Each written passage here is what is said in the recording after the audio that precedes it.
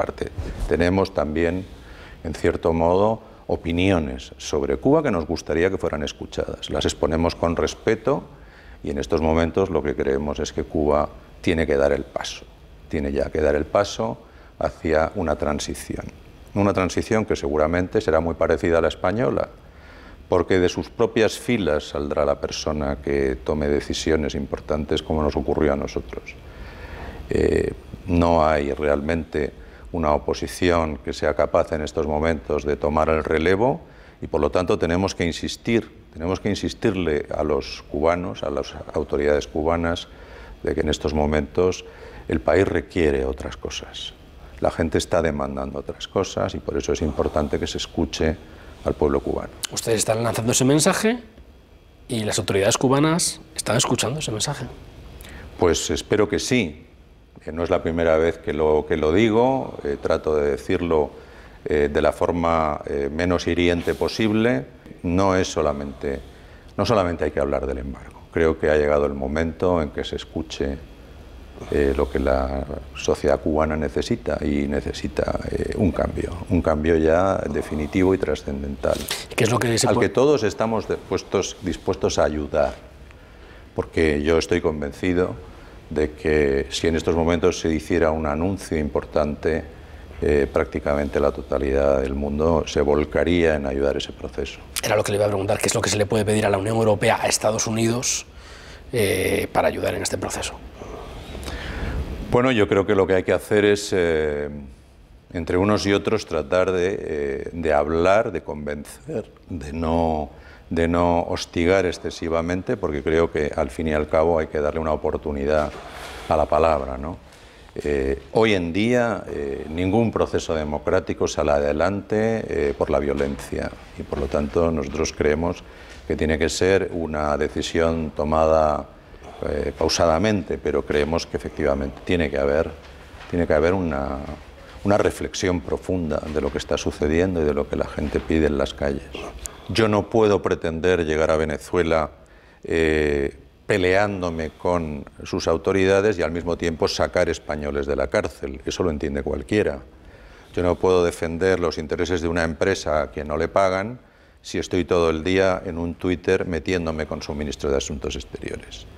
Así que quiero decir que esta historia del ser nombrados encargados de negocios tiene sus limitaciones, no buscaba nada más que un cierto simbolismo, pero al mismo tiempo creo que la función de un diplomático no es la de convertirse en un activista que defienda una causa nada más, porque entonces te invalidas ante la otra parte.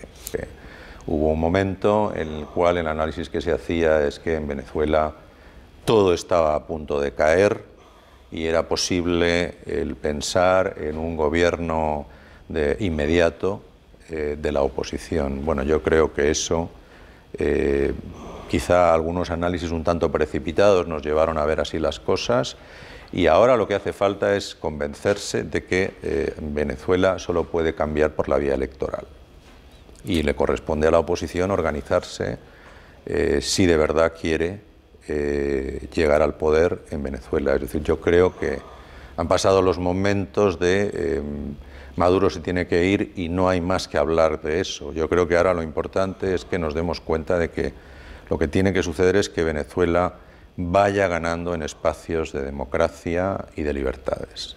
Y para eso es para lo que tenemos que trabajar todos, ¿no? Para que haya unas elecciones regionales y locales, y posteriormente en una negociación que pueda dar lugar en los próximos meses a unos resultados, que tienen que ser evidentemente un calendario electoral, pero también tienen que ser seguramente un levantamiento progresivo de las sanciones en función de los avances que vaya habiendo. He tenido bajo mi responsabilidad un consulado donde llegaba la gente a pedir comida, donde en una oficina laboral o una consejería laboral atendíamos a gente española a la que no le podíamos dar más que buenas palabras. Política nunca digas nunca, porque nunca dura, ¿no? ¿Por qué los Estados Unidos de América tienen mayor nivel de integración política? Primero, porque tienen el mismo idioma todos, y segundo, porque tienen muy poca historia detrás. Nacieron a la independencia prácticamente sin historia. Lo único que habían hecho era matar a 4 indios, pero aparte de eso fue muy fácil. Pero ahora todos los americanos se sienten americanos y ponen la bandera en su jardín y pobre de ti si la usas como pañuelo para quitarte los mocos. A nadie se le ocurre.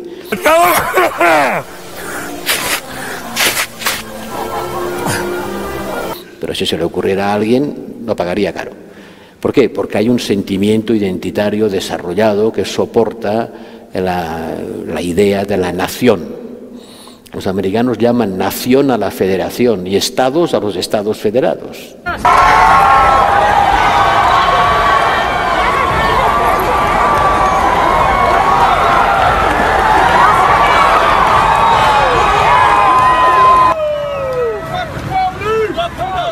A lo largo y ancho del país, con pillaje incluido, en una noche que deja también víctimas mortales por disparos, un policía en Oakland y un joven en Detroit.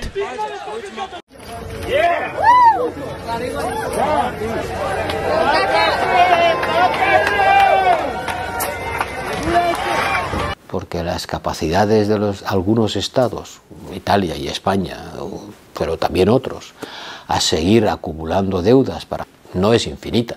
Y hemos de pasar del Josep Borrell, jefe de la diplomacia comunitaria y vicepresidente de la Comisión Europea, aún tiene en la retina la imagen de banderas europeas ardiendo en Italia.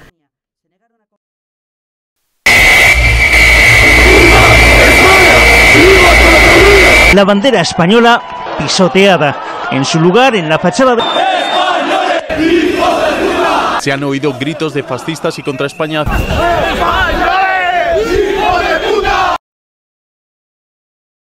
¡Váyanse al carajo, yanquis de mierda!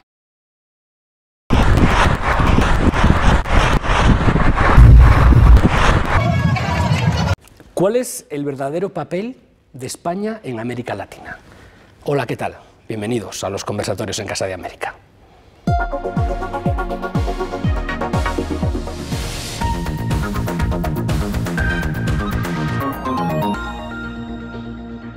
Hoy conversamos con Juan Fernández Trigo, que es secretario de Estado para Iberoamérica y el Caribe y el español en el mundo. ¿Qué tal, señor Fernández Trigo? ¿Cómo está usted? Pues muy bien, muchas gracias, muy satisfecho de estar invitado en este programa que siempre me ha gustado ver en la distancia cuando no vivía en España, así que ser hoy en cierto modo protagonista pues no puede ser más que un motivo de orgullo. Bueno. Uno de tantos espectadores fuera en América Latina, ¿no? Fundamentalmente. El programa sé que es muy escuchado y muy visto, y la verdad es que lo que me llega es que somos muchos los que estamos interesados y que ciertas personas de relevancia lo siguen con fruición, así que enhorabuena. Muchas gracias. Y lo dice usted que ha estado en una decena de países, liderando las embajadas, en América, en Haití, en Paraguay, en Uruguay, en Cuba, en Venezuela, ¿no? Es una posición privilegiada para contestarnos a la pregunta del millón, que es ¿cuál es la situación política que vive hoy Latinoamérica? Bueno, yo siempre digo que Latinoamérica no hay que darla por sentada, ¿no? Ese es un consejo que me dio en su día Enrique Iglesias caminando por Montevideo, porque como Enrique es uruguayo y nos veíamos buena parte del año cuando yo era embajador allí, una vez me dijo: vosotros cometéis un error, y es que dais por hecho la relación con América Latina, que hay una relación fraternal, emocional, de proximidad, pero eso no es bastante. Yo creo que eso es muy cierto, ¿no? América Latina ha cambiado mucho. América Latina no es la de los años 50 y 60. Por ejemplo, nosotros prácticamente solo teníamos embajadas en América Latina. Teníamos un Instituto de Cultura Hispánica que era como prácticamente el Ministerio de Asuntos Exteriores, porque no teníamos relaciones ni con Europa del Este por ser comunista, ni teníamos relaciones con África, porque todavía no habíamos tenido la crisis de Canarias, en donde tuvimos que, deprisa y corriendo, construir prácticamente embajadas para no tener un conflicto que nos llevara a perder las Islas Canarias, porque empezaba todo un movimiento internacional a pedir la independencia de las Canarias. Quiero decir que para nosotros América Latina ha sido durante muchísimo tiempo casi nuestra única política exterior. Pero eso tampoco nos debe de servir para creernos que eso está hecho. Al contrario, han sucedido muchísimas cosas en los últimos años. Sí vuelvo a decir que la gente ya no ha leído El Quijote, las clases dirigentes no han estudiado en Madrid. Hay muchísimo reverdecimiento de la leyenda negra. Hay un cuestionamiento de cuál fue el papel de la colonización española y lo estamos escuchando en los últimos tiempos. Todo eso nos tiene que hacer pensar que tenemos nosotros que volver nuestra vista a América Latina y ese es un poco el objetivo de recrear esta Secretaría de Estado. Vale, ese es el diagnóstico y a partir de ahí, ¿qué hacemos? Pues a partir de ahí lo que tenemos que hacer es un gran esfuerzo de atención para poder entender lo que está sucediendo, para poder acercarnos, para poder viajar, para poder convencer de cuáles son nuestros puntos de vista, para también dejar que nos convenzan de realidades que son muy preocupantes. El otro día estaba yo en Roma en una conferencia organizada por los italianos de América Latina y, bueno, en mis palabras quise traducir la preocupación que hay en estos momentos. Ese subcontinente ha aportado una tercera parte de las muertes de la pandemia. Solamente representa el 8% de la población mundial y ha muerto el 33% de las personas que han muerto por COVID en América Latina. En América Latina no hay seguridad social apenas. En América Latina no se sabe lo que es un seguro de desempleo. En América Latina no hay contratos de trabajo estables. En América Latina 20 millones de niños han dejado de ir al colegio como consecuencia de la pandemia y 20 millones de universitarios han suspendido también sus clases y, curiosamente, el 70% de esos 20 millones de universitarios eran la primera generación que llegaba a la universidad. Luego, es importante que nosotros nos preocupemos de esa realidad, porque son los más cercanos a nosotros. Cuando decimos muchas veces que es el continente que más se parece a nosotros, cuyas aspiraciones en cuanto a niveles de democracia, estado de bienestar, seguridad jurídica, derechos humanos, el que más se parece a nosotros y, sin embargo, en algunos aspectos tan distanciado, con tantas diferencias sociales, con una situación que yo creo que no es fácil de resolver de la noche a la mañana.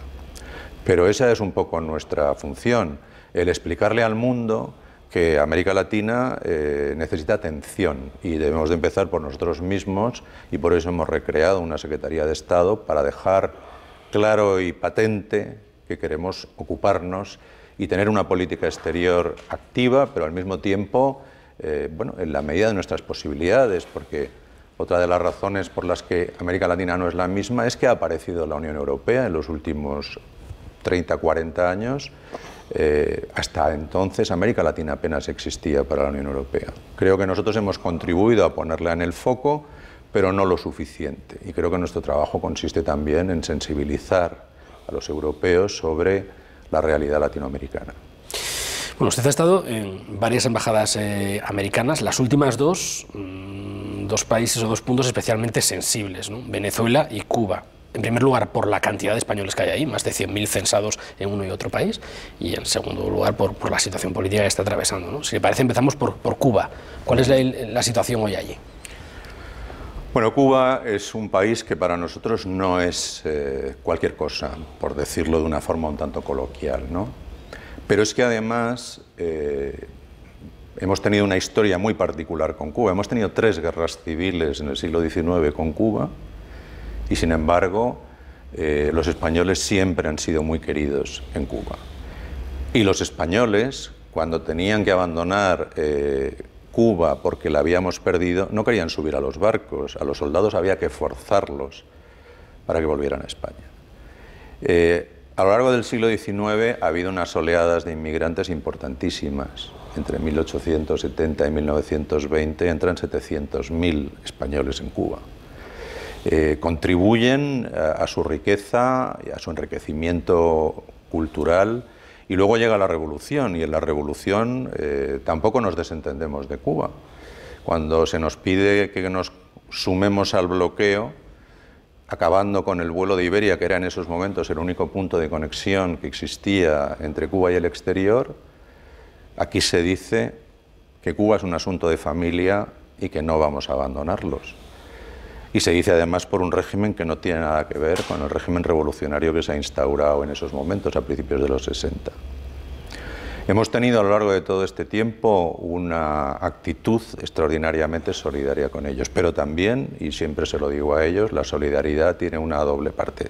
Tenemos también, en cierto modo, opiniones sobre Cuba que nos gustaría que fueran escuchadas. Las exponemos con respeto, Y en estos momentos lo que creemos es que Cuba tiene que dar el paso, tiene ya que dar el paso hacia una transición que seguramente será muy parecida a la española, porque de sus propias filas saldrá la persona que tome decisiones importantes como nos ocurrió a nosotros. No hay realmente una oposición que sea capaz en estos momentos de tomar el relevo y por lo tanto tenemos que insistirle a los cubanos, a las autoridades cubanas, de que en estos momentos el país requiere otras cosas. La gente está demandando otras cosas y por eso es importante que se escuche al pueblo cubano. Ustedes están lanzando ese mensaje y las autoridades cubanas están escuchando ese mensaje. Pues espero que sí. No es la primera vez que lo digo, trato de decirlo de la forma menos hiriente posible, porque también hay que reconocer que los cubanos han sufrido mucho. El embargo no es simplemente una excusa. Es cierto que han perdido muchas oportunidades y que todos los años, prácticamente de forma unánime, las Naciones Unidas, salvo 3 o 4 votos negativos, el mundo entero apuesta por que finalice el embargo. Pero quiero decir que no solamente hay que hablar del embargo. Creo que ha llegado el momento en que se escuche lo que la sociedad cubana necesita, y necesita un cambio ya definitivo y trascendental, ¿Qué es lo que al que todos estamos dispuestos a ayudar, porque yo estoy convencido de que si en estos momentos se hiciera un anuncio importante, prácticamente la totalidad del mundo se volcaría en ayudar ese proceso. Era lo que le iba a preguntar, ¿qué es lo que se le puede pedir a la Unión Europea, a Estados Unidos, para ayudar en este proceso? Bueno, yo creo que lo que hay que hacer es, entre unos y otros, tratar de hablar, de convencer, de no hostigar excesivamente, porque creo que al fin y al cabo hay que darle una oportunidad a la palabra, ¿no? Hoy en día ningún proceso democrático sale adelante por la violencia y por lo tanto nosotros creemos que tiene que ser una decisión tomada pausadamente, pero creemos que efectivamente tiene que haber una reflexión profunda de lo que está sucediendo y de lo que la gente pide en las calles. Bueno, hasta el año pasado era embajador en Cuba y hasta este mismo el máximo responsable de la delegación en Venezuela. No era embajador, sino encargado de negocios de España allí, porque el rango de embajador se ha suprimido.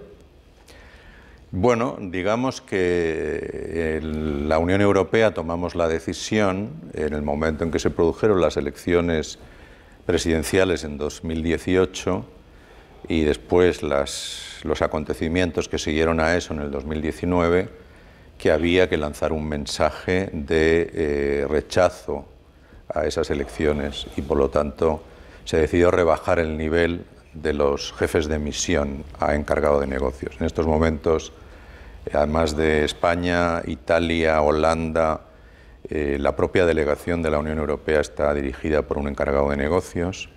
Es un mensaje, no es que estemos en ningún caso rechazando el contacto con las autoridades, porque yo de hecho me relacionaba con la vicepresidenta, con el canciller, pero si quisimos lanzar un mensaje de reprobación,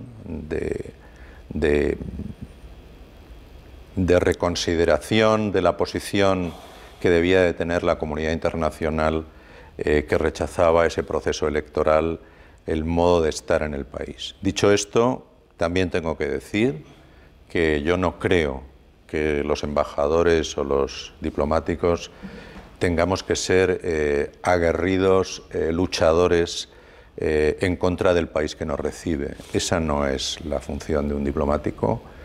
La función de un diplomático es la de conciliar, la de defender sus intereses, los intereses del país, pero al mismo tiempo entenderse con la persona que lo recibe, que es quien le tiene que facilitar la vida. Yo no puedo pretender llegar a Venezuela peleándome con sus autoridades y al mismo tiempo sacar españoles de la cárcel. Eso lo entiende cualquiera.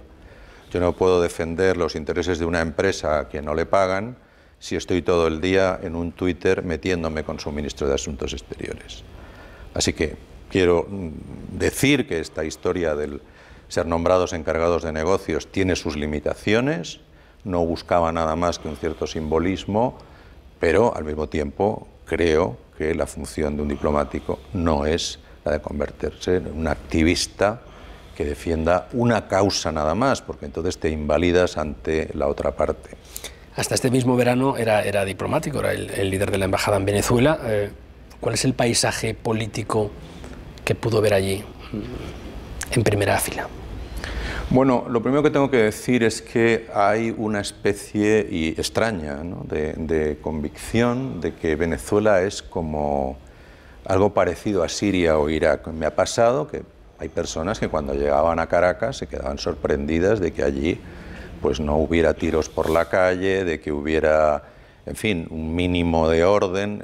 O sea, Venezuela ha tenido épocas duras en cuanto a su inseguridad, pero es un país que, bueno, que dentro de todo lo que uno escucha, diría que se exagera a veces excesivamente, con cierto dramatismo, la realidad venezolana, ¿no?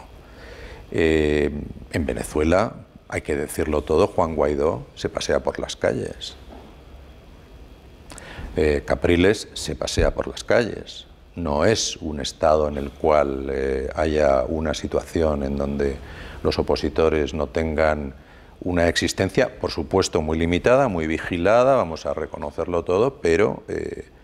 Entonces, ¿qué vi? Pues he visto mucha necesidad, es decir, el país está en una situación de necesidad, especialmente las clases populares están sufriendo mucho las sanciones, porque hay unas carestías enormes. Es cierto que ahora empieza a haber un mayor abastecimiento, pero a base de unos precios muy altos.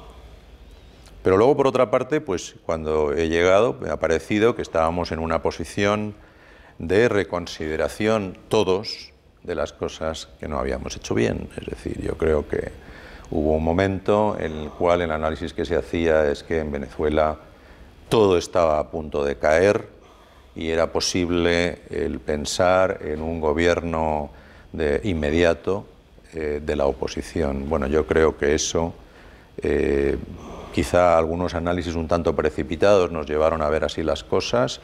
Y ahora lo que hace falta es convencerse de que Venezuela solo puede cambiar por la vía electoral.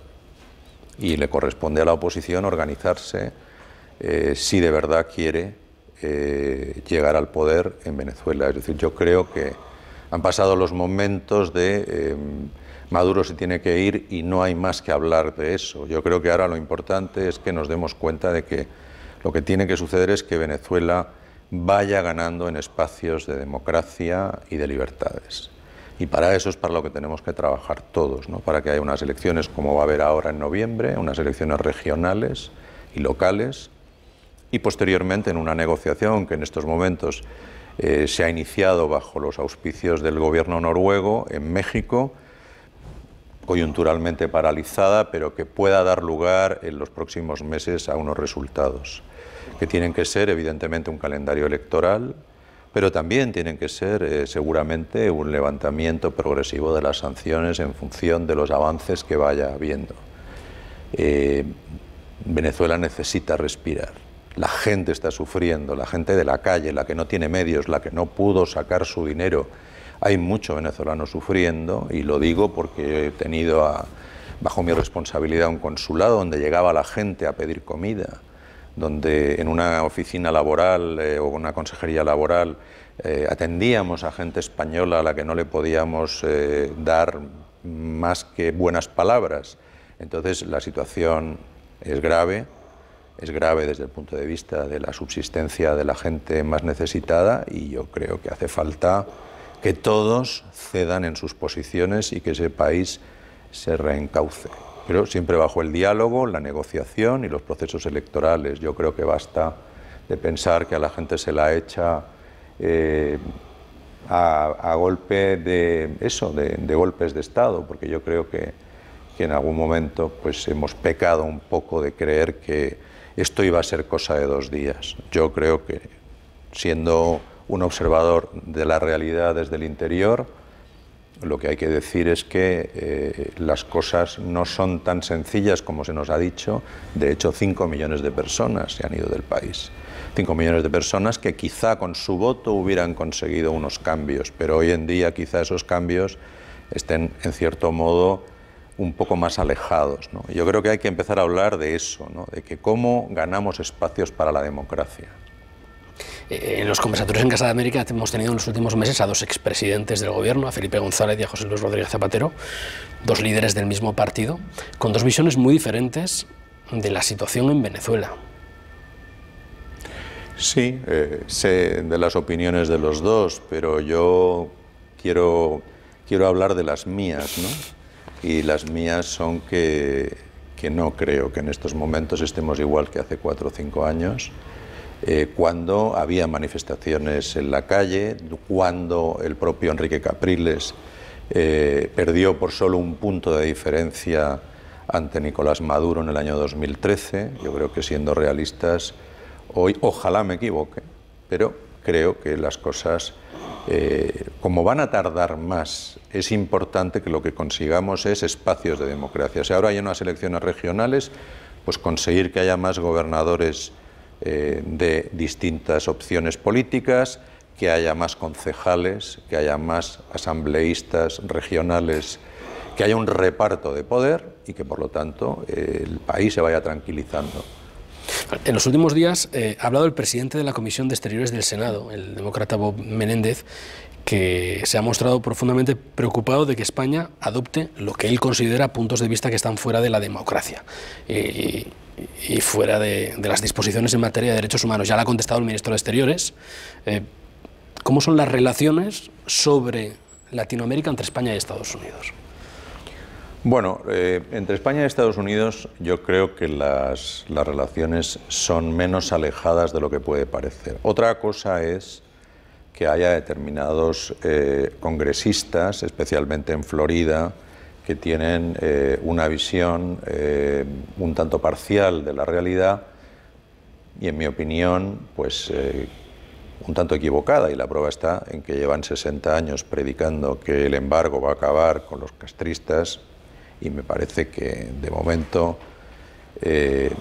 esa no es la impresión que todos tenemos, que el embargo ha servido probablemente para reforzar más al mundo oficialista de Cuba, y bueno, y yo lamento, no puedo más que lamentar que el senador Bob Menéndez haga declaraciones tan negativas sobre las aportaciones de España. Yo creo que nosotros hemos hecho un trabajo razonable, no creo que nos estemos equivocando con 190 países que votan todos los años en contra del embargo. Tampoco estoy diciendo que haya que aplaudir la gestión de estos 60 años de revolución. Yo creo que, claro que es deseable que llegue la democracia cuanto antes a Cuba, pero creo que la posición de España ha sido siempre la de tratar de ayudar a Cuba en los momentos difíciles. En el periodo especial, en el momento en que desaparece la Unión Soviética y cae en un solo año un 35% el PIB de Cuba, nosotros quisimos aportar nuestra experiencia en materia turística, y ahí están los 80 y pico hoteles que han permitido pues que Cuba pueda, en cierto modo, tener para mucha gente un medio de vida, ¿no? Es decir, el turismo al final ha resultado ser algo que los españoles, creo, hemos llevado a Cuba. No digo que los cubanos no hayan sabido desarrollarlo y crear sus propias cadenas hoteleras, pero bueno, creo que hemos contribuido, en cierto modo, a que se puedan llevar las cosas con un poquito más de comprensión y, sobre todo, de bienestar para el pueblo cubano. Yo sé que las reformas siempre han sido insuficientes, que deben de profundizarse, pero nuestro papel, en general, en América Latina, creo que nunca ha sido el ser defensores de dictaduras, así abiertamente dicho, ¿no? Somos muy críticos, por otro lado, con otro tipo de regímenes que se están dando y que, por cierto, a mí me parece sorprendente, ¿no? Que que en lugares como El Salvador pues parece que nadie quiera fijarse en que hay un presidente que ha decidido prolongar su mandato en contra de lo que dice la Constitución, y en eso estamos también muy de acuerdo con lo que piensan los Estados Unidos. Es decir, nosotros creemos, y siempre se lo hemos dicho así a los estadounidenses, que tenemos los mismos objetivos, que son libertades y libertad, bienestar, derechos humanos, pero a veces diferimos en cuanto a los instrumentos. Y en el caso de Cuba es evidente que no hemos seguido el mismo camino. Yo siento que el senador Menéndez a veces utilice ciertas expresiones, pero yo creo sinceramente que nuestro papel en América Latina no ha sido tan negativo como él señala. Y al margen de las dictaduras, lo que sí estamos viendo en América Latina es un florecimiento de populismos, populismo de derecha, el de Bolsonaro en Brasil, indigenismos como el de México. ¿Cómo se vive eso desde el Gobierno de España?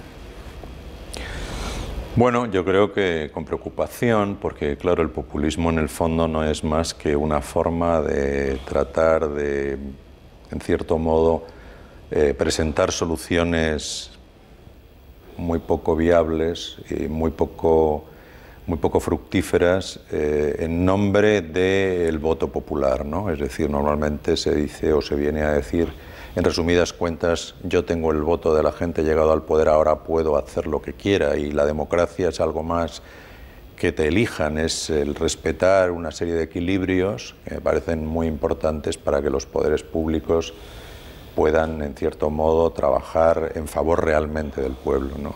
Pero es cierto que en los últimos años pues todo esto ha ido... También tengo que decir que parte de las razones por las cuales la gente busca soluciones fáciles y sigue a este tipo de flautistas de Amelín es por todo lo que decía antes, ¿no? No tengo seguridad social, no tengo protección, el 40% de la sociedad latinoamericana no vive con ninguna protección social.